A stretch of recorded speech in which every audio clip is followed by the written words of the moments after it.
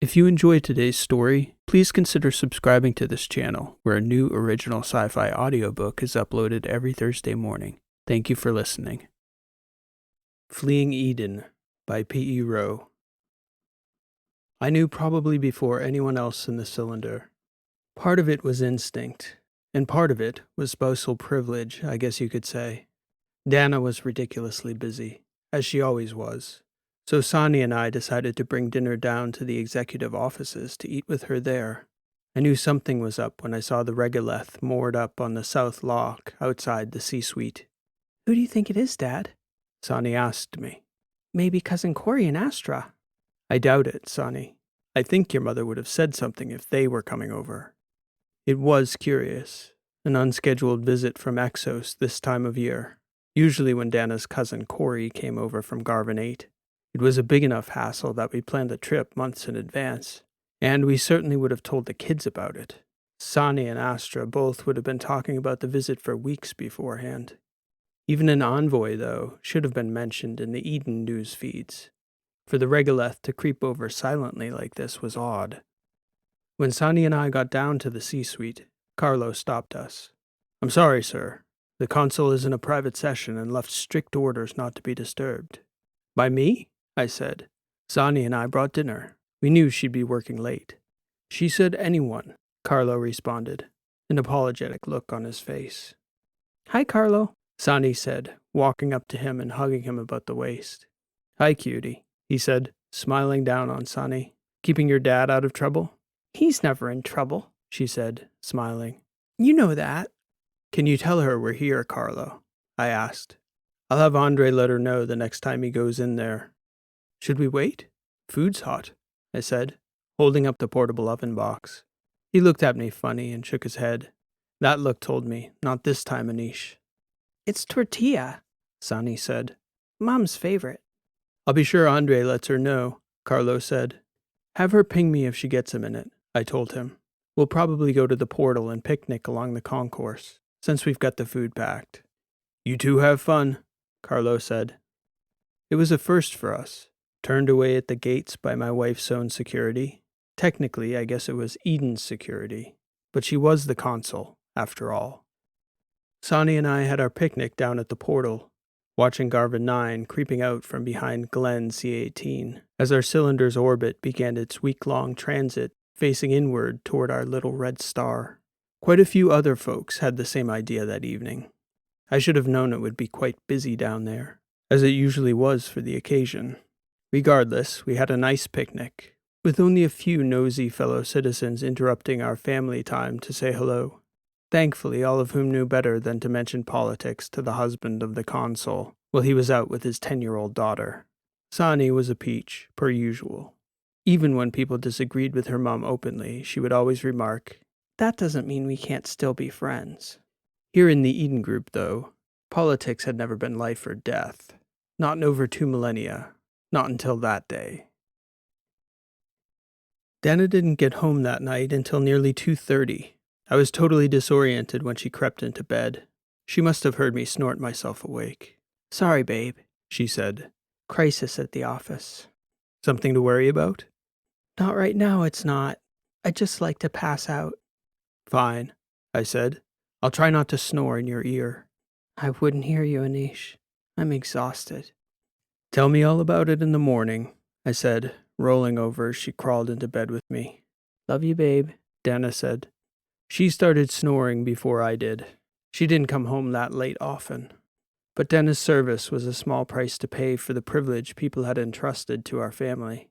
It was exactly what we'd signed up for, eyes open, and in this case, my eyes open late, while Dana finally shut hers. I woke up first the following morning, but the C-suite was already pinging Dana. I didn't really suspect there was something genuinely different about this crisis than the usual managerial issues her people typically blew way out of proportion. It wasn't even 6, though, and they were already bothering her, even after she'd been working late into the night. I overheard her half of the conversation, enough to get a sense of the gravity of something happening in Garvin 8. I caught her talking about Exos and Han. So it was a system-wide issue. Then I heard her say, "The Trask can't expect them to reorient the entire society overnight. No matter how serious they are about using force, some things just can't be done.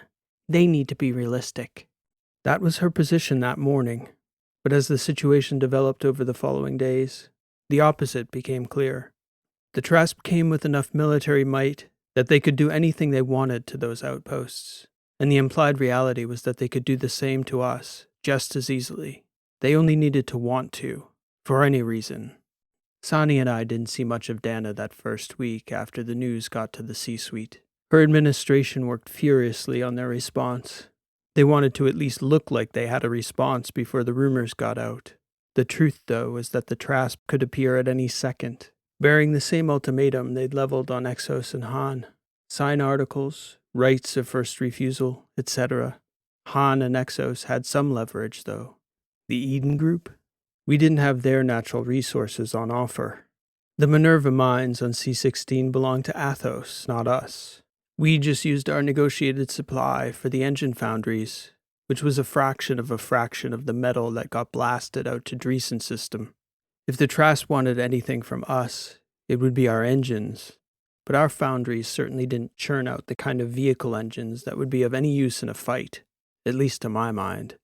We made one engine, the Eden P-24 Fusion Heavy, a local workhorse, not even FTL compatible. And that engine wasn't a flyer so much as a plotter, built for pushing massive vehicles in sublight. Absurd rumors started circulating around Eden that second week, even one that involved a rogue black hole. That rumor prompted the Cylinder Group's astronomers to issue a joint statement. And, funnily enough, the unanimity of their statement only served to cause more suspicion. "You need to say something," I told Dana one night, early that second week after Sani had gone to bed. "It should probably be the truth." I poured us both a glass of wine. I could tell she was exhausted, mentally and physically. I sat beside her on the sofa, gesturing the lights down. "There's nothing to say," she told me. "Nothing certain. You can tell people what happened at Exos and Han, and you can tell them exactly what you just told me, that nothing's certain." "The last thing we need to do is start a panic, Anish," she said, sipping her wine, sighing, "especially over something that's still hypothetical." "You know what would be worse than a population in a panic, Ms. Consul?" "What's that, husband?" "A population in a real crisis that doesn't trust its leader because their consul withheld the truth from them." She sighed and rolled her eyes. "What would be even worse than that for you is if the Trasp showed up here tomorrow and the people found out that you knew about their arrival at Exos over a week ago. That would be worse." She shook her head at me. I could tell she knew I was right. "We don't have any options. If they come, we can't defend ourselves." "There are always options," I said. "Oh, smart guy?" she said, getting increasingly annoyed that I was poking my engineer's nose into her domain.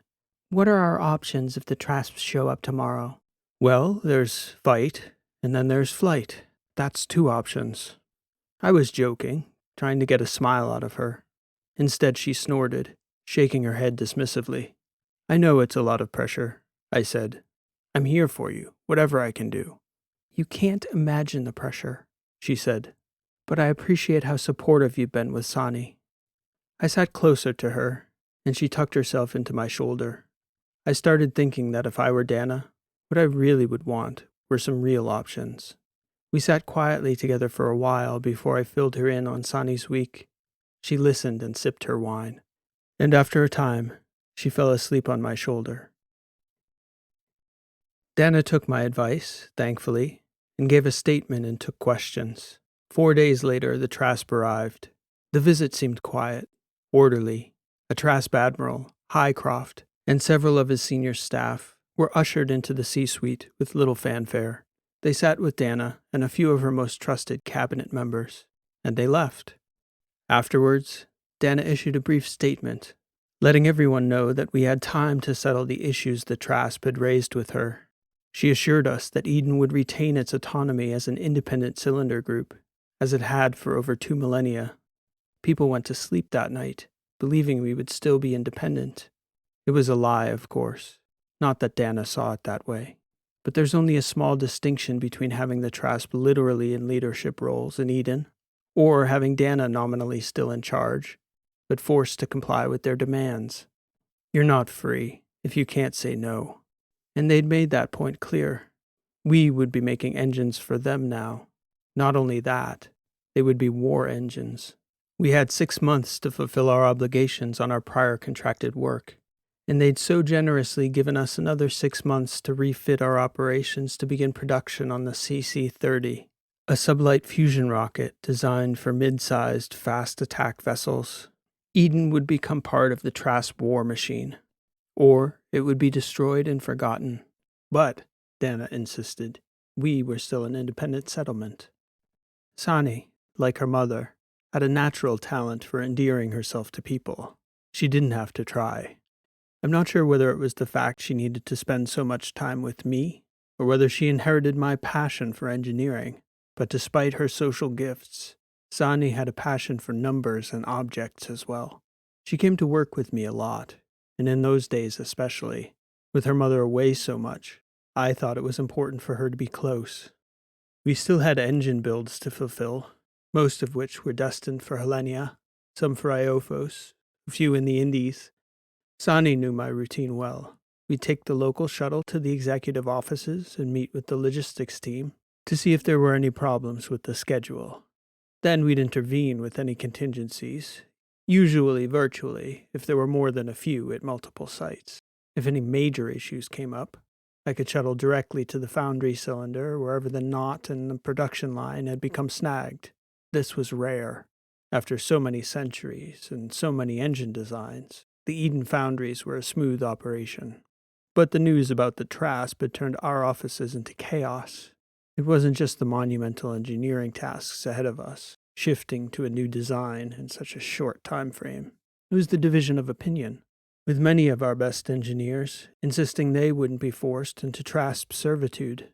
Others, often in the name of pragmatism, lost patience with their colleagues, whom they accused of being unrealistic, naive. So again, even in the foundry, it all came back to politics. Sani's presence in some of those early meetings forced the adults, even under the most intense pressures of all our lives, to at least act like adults. Sometimes we failed.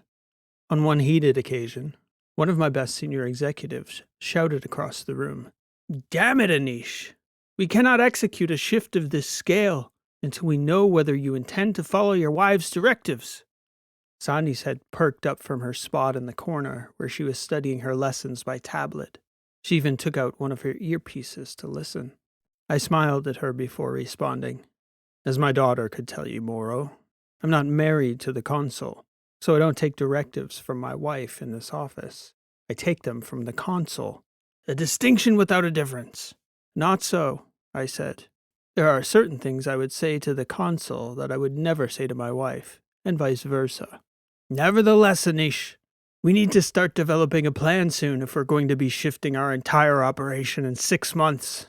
Agreed, I told my top people.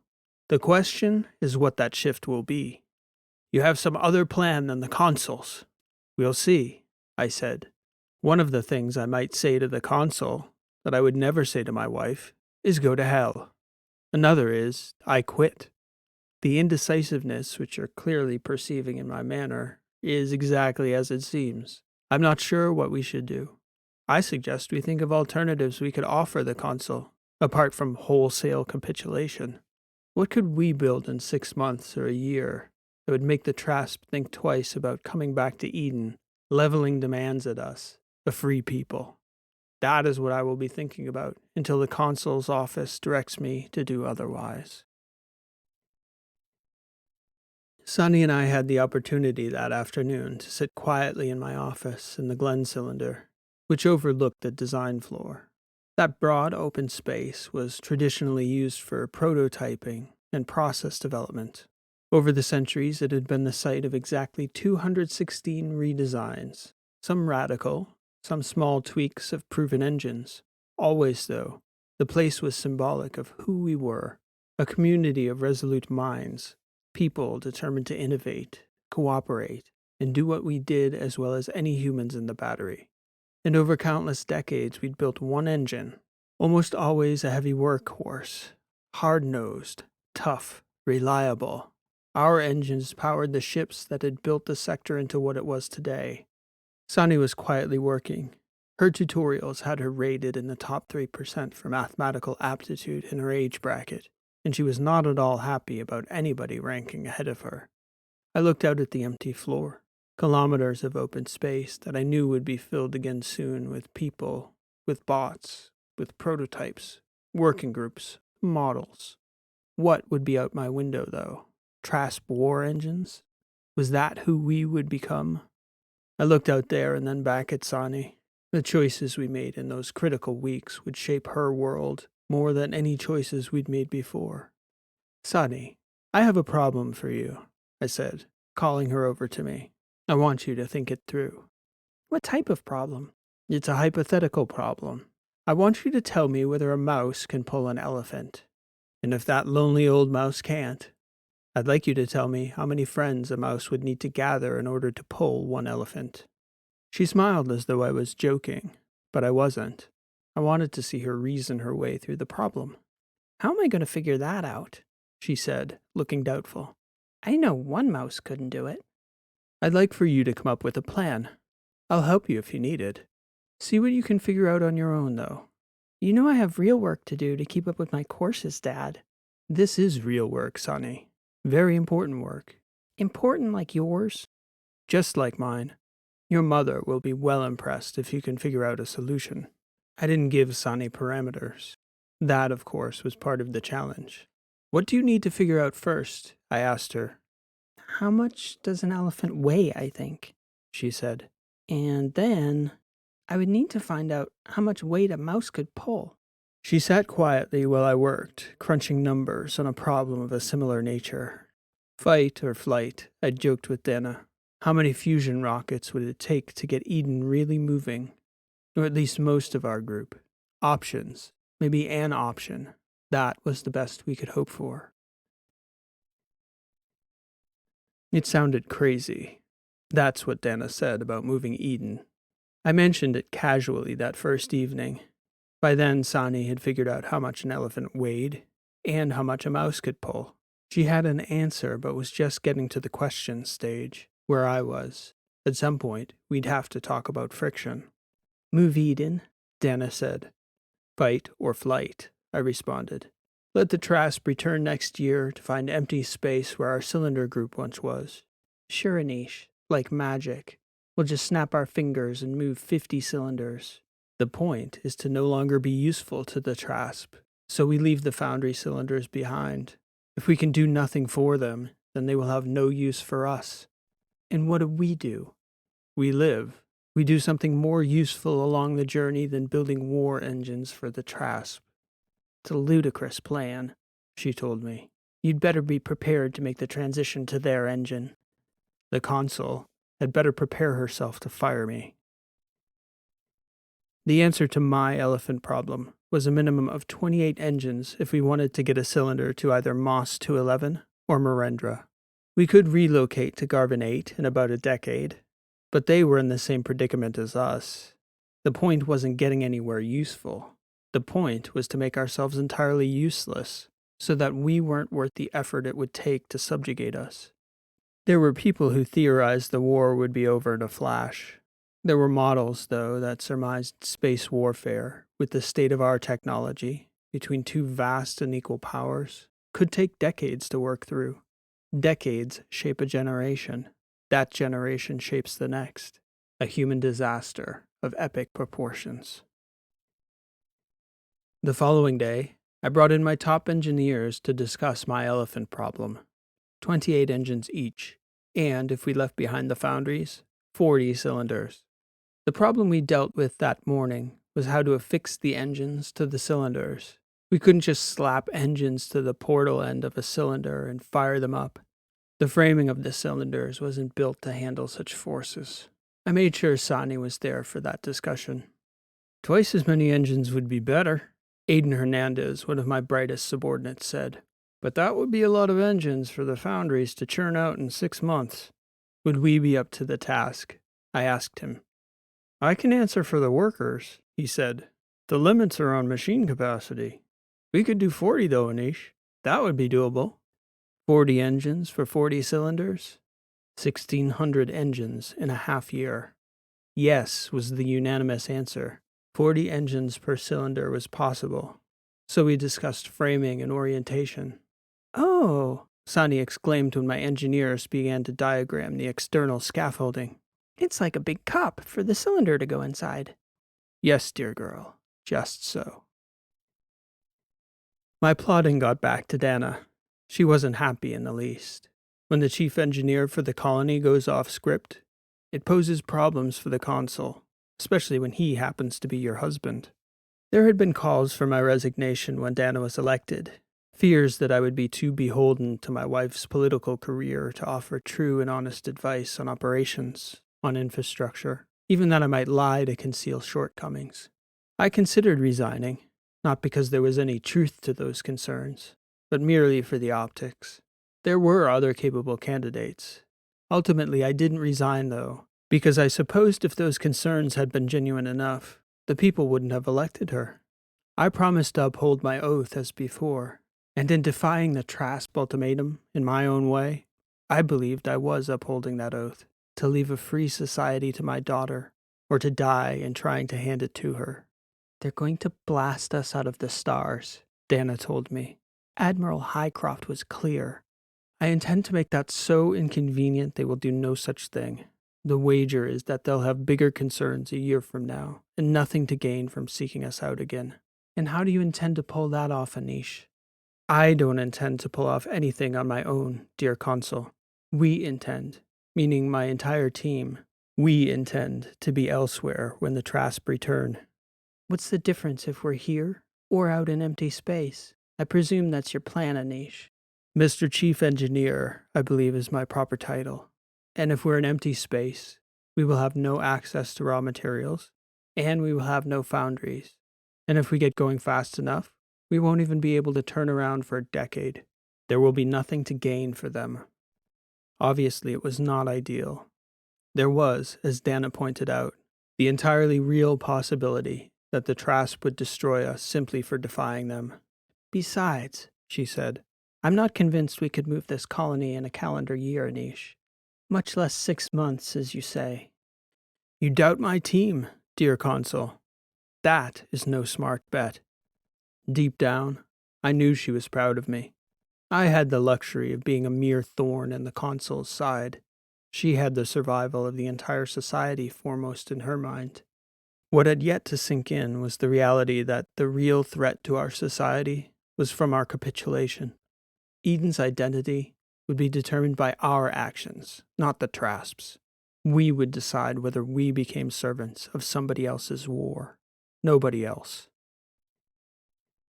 Sani brought me an answer. 40,000 mice. She showed me her calculations and her reasoning. I thought it was a good answer. She guessed that each mouse could pull 5 times its own body weight. I thought that was a nice estimate. Now what, Sani dear? I said. That's a good start, but it's not a solution. What do you mean, Dad? The things we design in here, daughter, must be done in the real world, out there. Come to the window, I told her, and we walked over to the glass, gazing out onto the vast open floor. Picture it in your mind's eye, out there, now. You have one lazy elephant and 40,000 mice. How would you get them to pull that elephant? Tie 40,000 strings to their little tails? She laughed. That's a lot of string, Dad. Yes, a lot of string. I don't think this is the best way to move an elephant, she said. No, admittedly so. But sometimes you only have the tools you have, and for this problem, you must use mice. Consider the problems you would encounter now. What is your next obstacle? Well, I don't think those mice would enjoy having a string tied to their tails for one, Dad. No, they might not. What would the next problem be, though? How can I give you an answer if I don't know that? I'll give you a hint. Look out onto that floor out there, and try to imagine how much space 40,000 mice would take up. Once word got out, I had correspondence from all over Eden. People submitted notes of support, offers to help any way they could. Even a submission from ESES, our Eden Student Engineers Society. on a proposal they'd modified from the previous year's winning proposal in system resources, which involved light sails and asteroids. Of course, the cylinders were so massive light sails would be impractical, I thought initially, but I set up a meeting with their group to see what sort of talent I could bring in for the coming effort. We would need a lot of it. Much was to be done. I was shocked by their presentation, which Sunny found helpful in her problem as well, because their numbers were surprising. Even with our humble little red dwarf in Garvin 9, a network of stelazers could give a cylinder a decent boost if they were aimed at a big enough sail. And, similar to Sunny's problem, my question to them pertained to numbers. If you can push one cylinder, that's something, I declared, but it's not something useful until you can push 40. The students themselves were undeterred. They immediately started crunching numbers. And, like Sunny, they were going to learn how quickly the real world presented problems for them that models didn't, like where, even in our cylinder group, they could print all that material for 40 solar sails and enough panels to power a stellar laser. I gave them a month to put a real proposal before me. They were exhilarated by the opportunity. Their mentors were as well. I was mobilizing my logistics teams to take over the Minerva mines for the next 6 months when Dana came into my office unannounced. Only it wasn't Dana, it was the consul, and she didn't come alone. Perry, her chief of staff, Abernathy, the vice consul, and my personal favorite, Abby Gentry, the consul's chief solicitor. They all walked into my small office with their underlings in tow, and the chief sat, leaving their staff to stand in the back. Sani was seated at her little desk in the corner. I noticed she took out her earpiece to listen. "It's time we had a conversation, Mr. Chief Engineer," Dana said. "We need to be on the same page." "Agreed," I said. "So, either you're going to need to pledge your support, Madam Consul, or you're going to need to dismiss me." "I don't want to do that, Anish," she told me. "But you need to start seeing reason. We cannot move our colony. We've been here for over 2 millennia. We are objects floating in space, bound only by the forces of physics and our own imaginations. We could be self-sufficient for 1,000 years with the resources in our cylinders alone. And I cannot take the risk that the Trasp will destroy us if we refuse to help them." "What if the people refuse the Trasp, Madam Consul? Will you order them to comply?" "A leader leads." "She does," I said. "But she doesn't lead for very long if few are willing to follow. I haven't made my intentions public, yet in this week alone, I have thousands of messages of support." "Do you propose we put such a choice to a vote, Engineer Mady?" the chief solicitor asked me. "There is precedent on Exos, not in Eden's history, though." "No," I answered. "The people elected my wife to lead. I suspect that the people expect her to do just that. I certainly do. Politically, sacking me might have consequences at this critical juncture in our colony's history, though. I'm not sure what that would be. Perhaps the consul's willingness to fire her spouse would make her look resolute and certain. Perhaps not. Politics is not my domain. What I can say is that as chief engineer, given the current circumstances, all of my efforts for the remainder of my tenure will be put toward defying the Trasp and affirming our way of life, and the consequences will be what they will." Out of the corner of my eye, I could see that Sani was about to say something to her mother, but she was mistaken in believing her mother was in the room. I turned and flashed her a prohibitive look. The consul's head remained fixed on me, but I caught her eyes wandering over to Sani before returning to me. And for a moment, I could see what no one else could have possibly gleaned from her otherwise stoic face. Under it all, there was the slightest of smiles. "Very well, Chief Engineer," the consul said. "I will be in touch with my verdict shortly. I expect your full cooperation and assistance in orienting your replacement quickly, should I choose to dismiss you." "You will certainly have it," I said. Then the entire staff paraded out of the room, clomping their feet as though somehow protesting my defiance with their shoes. "She's not really going to fire you, Dad, is she?" Sani asked. "I don't know, daughter," I answered. "I surely hope not. But if she does, I will certainly not hold it against your mother." "What about the consul?" "A different story," I said. "Back to your elephant problem." The problem with my elephant problem was that 40 engines would get us moving. But in a year, it wouldn't get us moving so fast that we'd get all that far. I wanted to be far enough from Glen C-18 that going after us would be a meaningless gesture, perhaps even inconvenient. The students and their light sail project had potential if their numbers held up.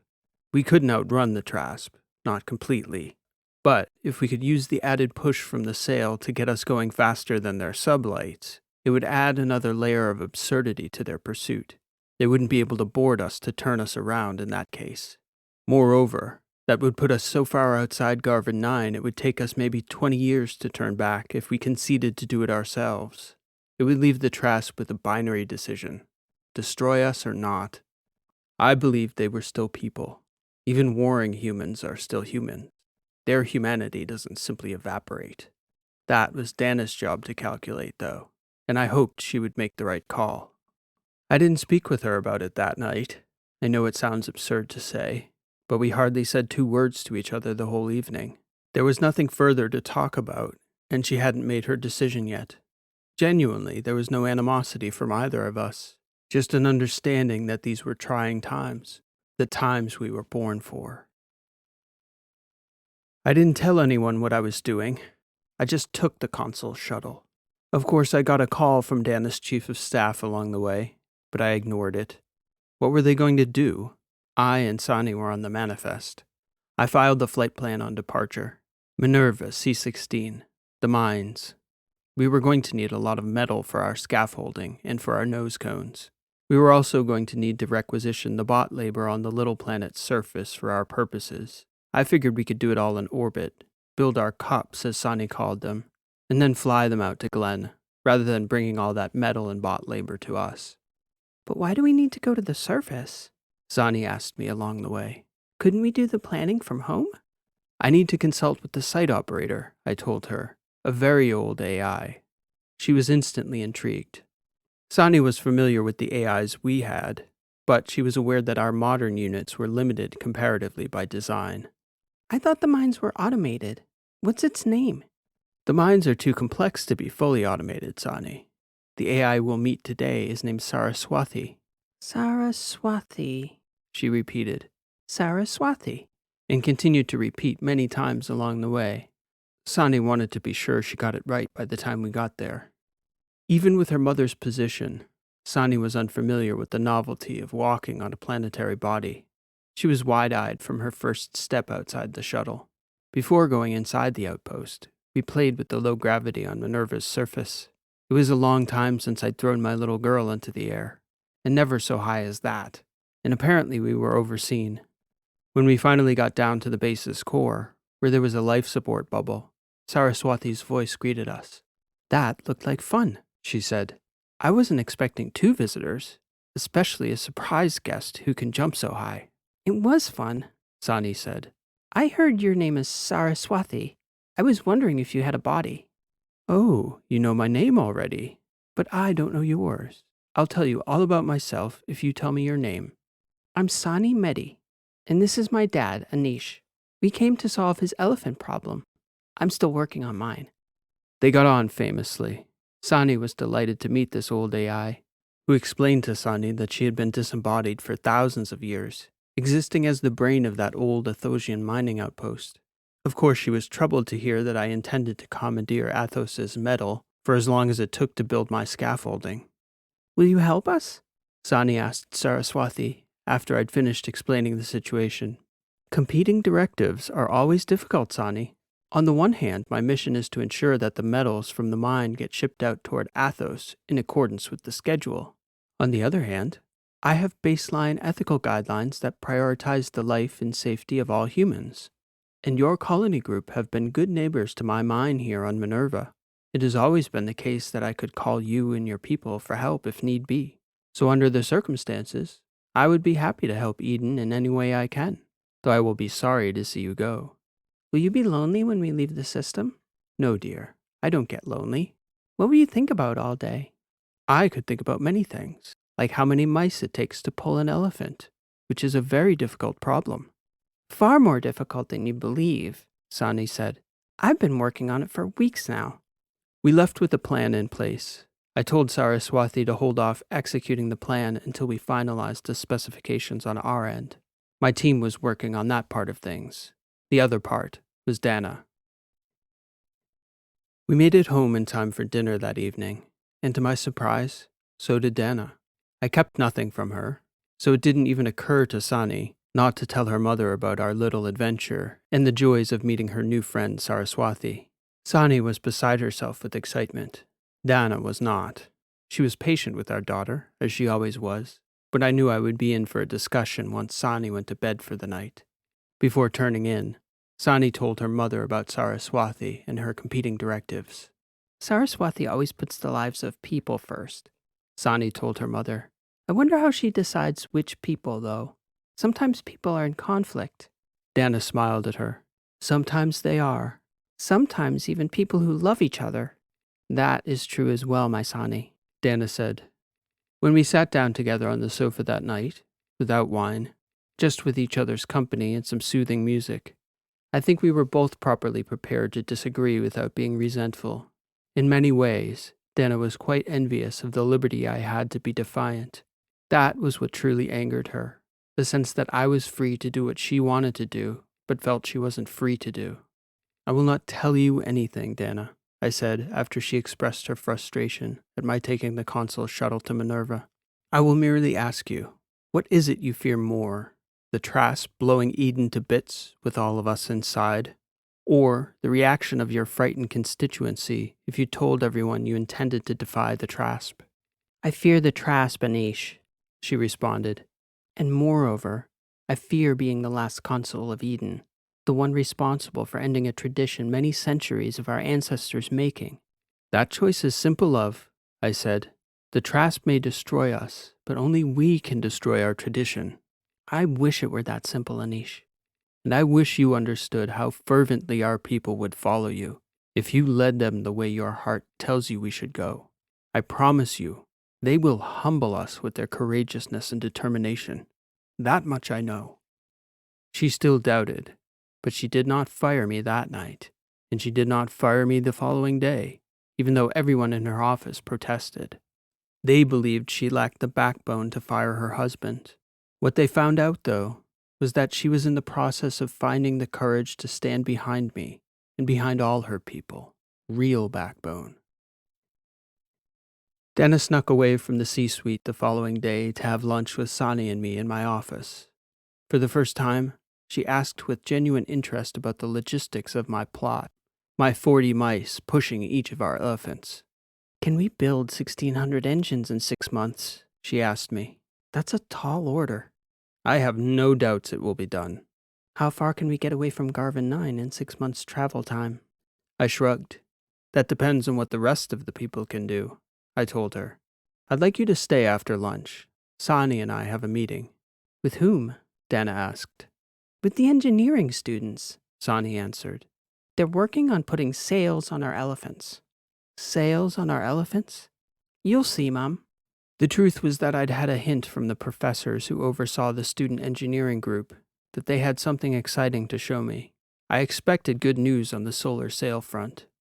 The young engineers weren't arriving for another 10 minutes or so, and with her duties as consul squared away for the moment, Dana switched roles, asking Sani for a progress report on our elephant problem. She got up and joined Sani in the corner, looking over our daughter's shoulder at the work on her tabletop. I've been talking with my new friend Saraswati about it. It's not going to work. It's not.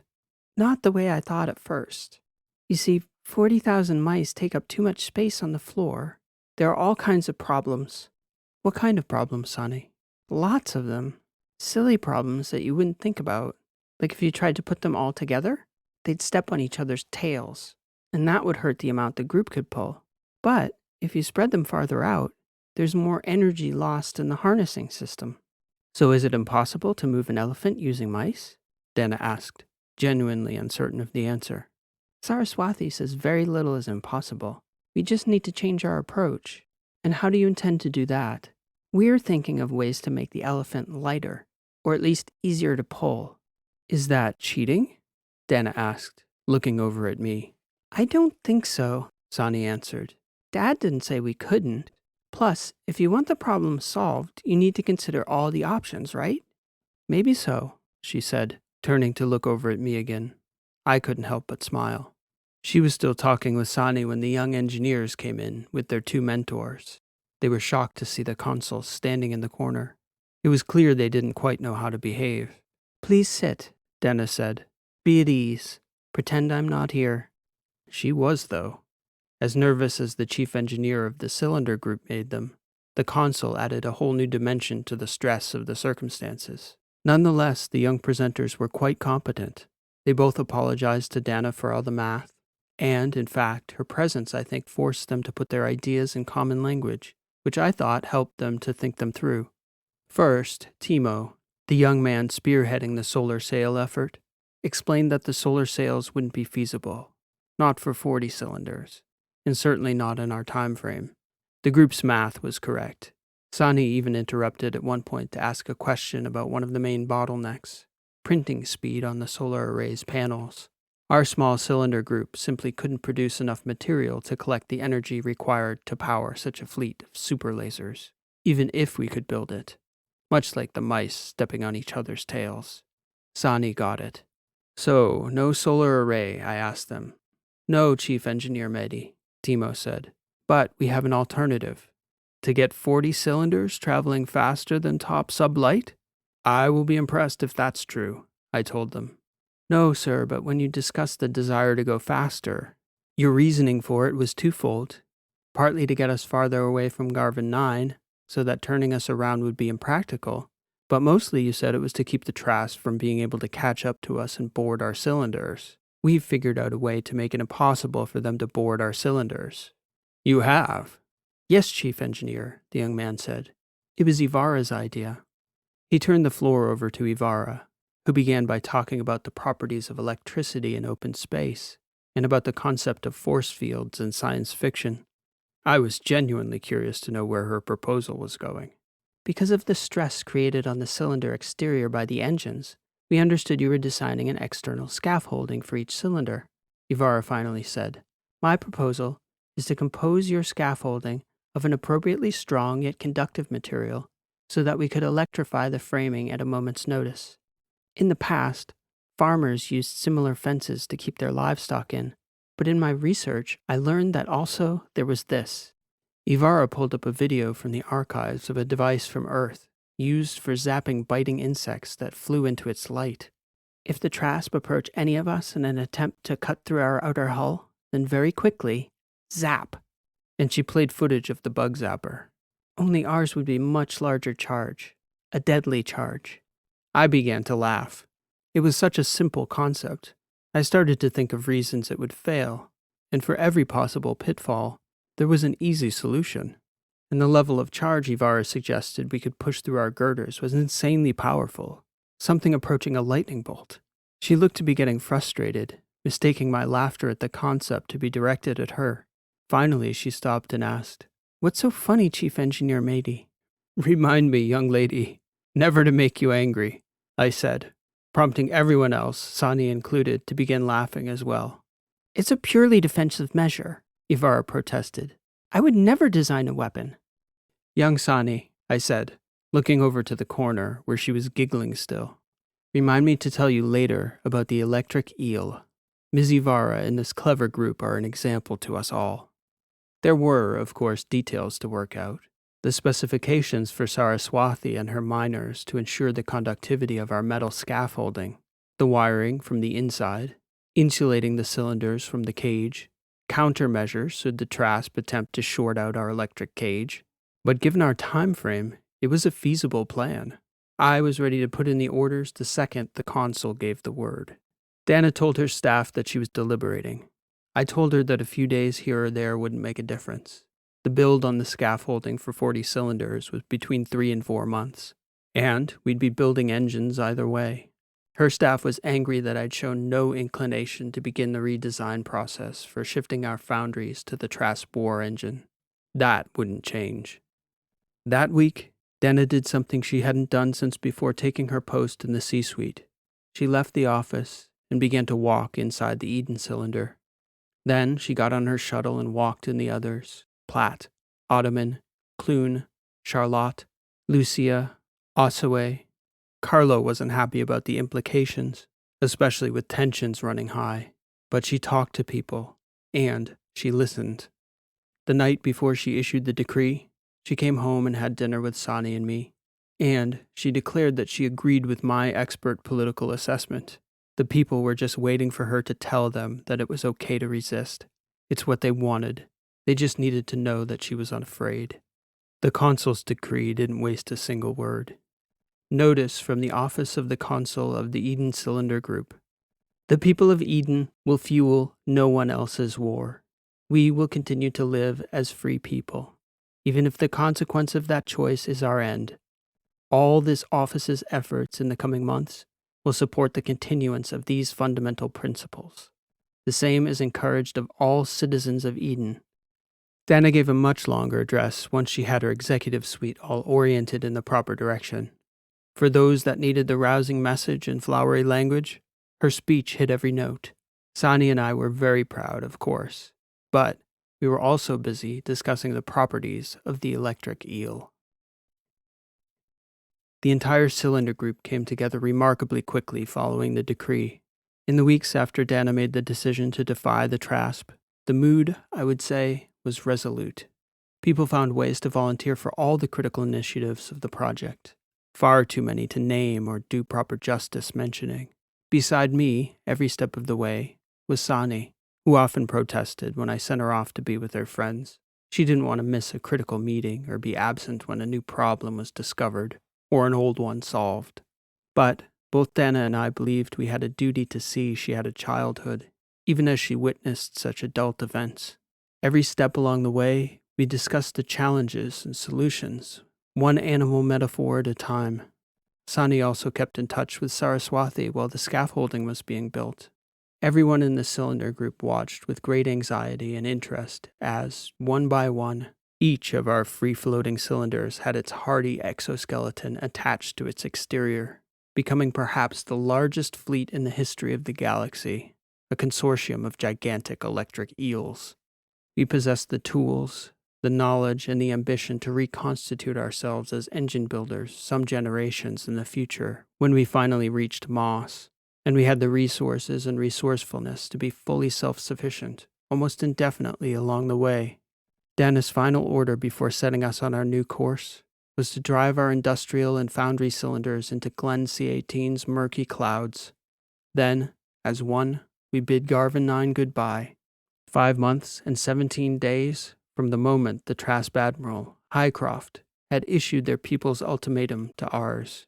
Dana gave the word to start our engines, and together, the Eden Cylinder Group and her 40 elephants slowly picked up speed. 14 months following the TRASP ultimatum back in Garvin 9, many of us were growing optimistic that the standoff we'd prepared to face might never materialize. For the most part, our lives had changed little. Our shipbuilders had to occupy themselves with other pursuits. But with outside commodities no longer coming into the group, our people began to find new ways to utilize the resources we did have. With metal mining impossible, our engineering clubs and resource groups turned to sourcing materials from biological growth, either cultured or from hobby gardens, as well as bacterial byproducts. It was wonderful to see such clever people finding ways to build new things in ways they never would have considered before. One of the group leaders from the K Foundry had even started a biodrone racing league, which was set to host its first race in the Ossaway cylinder. People thought that we were free, and we were still free people the day the TRASP arrived. I discussed it with Dana, of course. The plan was in place with her staff. We would not be boarded, and we would not turn back. It was only for the TRASP to destroy us or not. If we were going to die that day, we were going to die together. So I picked up Sani from her swim group, where all the other parents were scrambling to collect their own children and head home. I told everyone about the electric eel, Sani said. Now it's eel time. Eel time? That's the game we've been playing. It's like tag, but with eels instead. I think your mother has a more serious task now, Sani. You know this is not a game. I know, she said. It's going to be okay, Dad. I believe so, I said. But we need to hurry. Your mother's waiting for us at the C-suite. I'm not sure what I expected, but I didn't expect so many of Dana's people to still be in the office. We had a comms team and an engineering team assigned to each cylinder for the defense, but the expectation was for most everybody to be at home with their families. It gave me pause. "She's waiting for you two," Carlo said when we arrived, ushering us into the inner hallway leading to the consul's office. "You got here fast." "Consul's orders," I replied. Dana was engaged with the Trasp Admiral when we entered the office, talking via float screen as she stood at the rear window spanning the back wall of the consul's suite. Formerly, that view was almost always oriented to provide remarkable vistas of the whirling green clouds of Glen. Now, stars, space, and one of the few vantage points in the cylinder where, if one got close to the wall, you could see the outline of the scaffolding and two of the cylinder's new engines, which were dormant now that the group was coasting near top speed, well beneath what the Trasp military vessels could achieve at sublight speeds. Dana gestured to the couch in front of the consul's desk. Her office had a desk oriented with her back to the window, and a sitting area along the side wall where she took most of her meetings. She didn't need to tell us the protocol. Both Sani and I were well aware of our duty while Dana was engaged in her official duties. We would remain silent and steadfastly supportive. The Trasp Admiral was promising an intervention, and Dana, resolute in her tone, promised that his choice was binary. Our people had decided. He would have to destroy the whole group before we ever raised a finger to support his war. We'd demolished our own industrial capacity and left our home of 2 millennia in support of that position. Nothing he could do that day would change that. "It's your people's knowledge and craftsmanship that we came for, Consul," Admiral Highcroft responded. "What you've destroyed can be rebuilt in short order. Residential cylinders will be reapportioned for industrial use." Dana protested that we'd burnt through our stores of hydrogen fuel getting us out of Garvin 9. We couldn't turn around if we wanted to. "You can and will be refueled. Then we will put you back in your proper place at Garvin 9. And rest assured, Consul, you personally can be replaced by someone more cooperative. And believe me, you don't want to outlive your usefulness." "That's the thing you've yet to grasp, Admiral Highcroft," Dana responded. "We are resolved, our entire society, to never be useful to you or your war efforts. We live for ourselves and serve no one else. Then you will be boarded." "A piece of advice, Admiral," Dana said before signing off. "We are prepared to defend our homes. If you value human life, consider that fact before you attempt to board us." Even seated on the couch as Sani and I were, at an angle to the float screen displaying the Admiral's image, I could make out some discernment on his face, perhaps a hint of respect, even though he was exasperated by Dana's defiance. Clearly, he'd been ordered to bring us into compliance. They had a war machine to run, and the Trasp were highly ordered, organized. They had a specific purpose for Eden. "Very well, Consul," the Admiral stated. "Prepare to be boarded." Dana came and sat with us on the couch. It was mostly quiet as we awaited the Trasp Admiral's response. Dana expressed her hope that he only sent bots. The fewer the better. Our defense teams had run hundreds of drills. We knew our duties well. I, of course, could be reached to respond to any unforeseen problems. But really, what unfolded now was more in the hands of Admiral Highcroft than our people. He sent one small vessel, what seemed like a tactical shuttle of a sort, likely a special unit of strike bots, programmed in hull breach tactics. Dana didn't even need to give the order. As the Trasp ship approached the hull of our cylinder, the Eden cylinder, a shock of lightning traveled through it, rendering the Trasp vessel powerless in space beside us, its momentum carrying it floating into our hull, which it bounced off harmlessly, drifting into a slow tumble. "It worked," Sani said, too excited to contain her enthusiasm. "It worked, Dad." The Admiral pinged Dana's office. She waited until we'd all composed ourselves to open the line. "The moment of truth," she said, clutching my hand and gesturing for Sani to resume her role as stoic, resolute daughter of the Consul. "Ill-advised," the Admiral said as Dana opened the line. "Clever enough, but ill-advised." "I do hope your craft was filled with bots and not people, Admiral. We'd regret it if our defense of our home resulted in any loss of life. The Admiral crossed his arms. There is nothing for you or the Trasp to gain here, Admiral. We've made certain of that. Here we were, in the moment. Dana saw this for what it was from the start. We were always in this very position, seated, helpless, at the mercy of this outside force we could not control.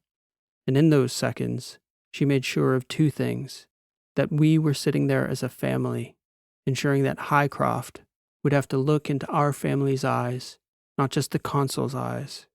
And she'd ensured that she was at the helm, she and no one else.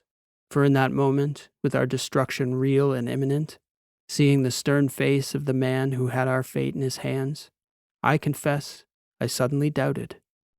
Consul, I'm going to give you a moment to reconsider before I destroy you and everyone who has entrusted you with their safety. No need, Dana said. We made our decision when we left Garvin 9. The decision is yours now, Admiral. Just remember who you'd be murdering. We're a peaceful society that has made no aggression against yours. 50 million people strong, children, families, 50 million of your fellow human beings. And no matter what your superiors say, executive to executive, the decision is yours, and you will have to live with it every moment until you draw your last breath. I can live with my choice, Admiral, and I'll die with it if I must. What you're willing to bear in the name of your people is now your choice. His eyes, we could see, shifted focus from the consul to her family, the wider picture. He smiled and shook his head. Then the float screen went blank, switched off, and disappeared. The screen on the far wall had the Trasp fleet on display. I wasn't sure what we would see. Nukes, a flurry of fire from conventional weapons. Dropping an EMP would have done the job too, albeit much more slowly. Instead, we saw nothing. A calm. I'm proud of you both, I said, whatever happens. We embraced and we waited, never saying our goodbyes, as we believed, as we always had, that we would come through this. When the Admiral pinged again, we knew his answer before Dana opened the line. We were still there to take the call. As you say, Consul, the Trasp Protectorate has nothing to gain out here, Admiral Highcroft said. Good luck to you and your people in your travels. I hope we have no cause to bother you again. She didn't say what she wanted to say, that they never had any cause to bother us in the first place, that they never had the right, that their unjust aggression had reshaped our society forever. She bit her tongue for all of us and wished the Admiral well. When the float screen disappeared again, we watched as the Trasp fleet broke off and opened a safe distance between their warships and the colony before jumping away. Well, Dana said, I may be a little late for dinner. I have to address the people.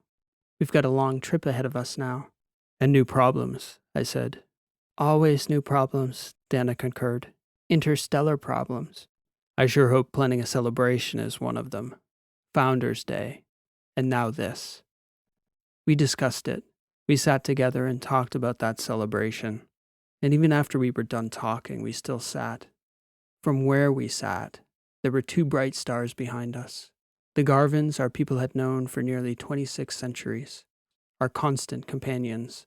Here was Eden, though, fleeing no longer, rather, slowly seeking our new destiny. We had time. The decisions, as ever, were ours. Fleeing Eden. This has been an original story, written and read by P.E. Rowe. Thank you for listening. I hope you enjoyed this story. If you're new to the channel and may not be aware, I'm anthologizing these weekly stories in collections, which are available in paperback, ebook, and audiobook. The most recent collection, Age of Deception, is available now through my Bookstore, which is linked in the description below, and is now available on audiobook as well. Because I had such a long interval between collection 2 and 3, it gave me a chance to be very purposeful about the stories I included in this book. I've had quite a few new viewers ask me over the past few months what the best order is to listen to the stories. My first answer is always the playlists, which I try to group together thematically and in chronological order. I did the same thing with this collection, which has quite a few channel favorites in it and follows a chronological order on a tour through the Battery systems, where most of the interrelated stories on the channel are set. So this collection is a great way to get oriented in the universe where most of my stories are set. Every book, ebook, or audiobook sold goes to help support the creation of more stories like today's. So if you're new to the channel, or would just like to support it and get something in return, please stop by my bookstore and check out the new collection. Alternatively, if you'd like to support the channel directly, the support link in the description below will take you to my website support page, where there are several convenient options. Thanks for listening. This has been P.E. Rowe, and I hope to see you next time.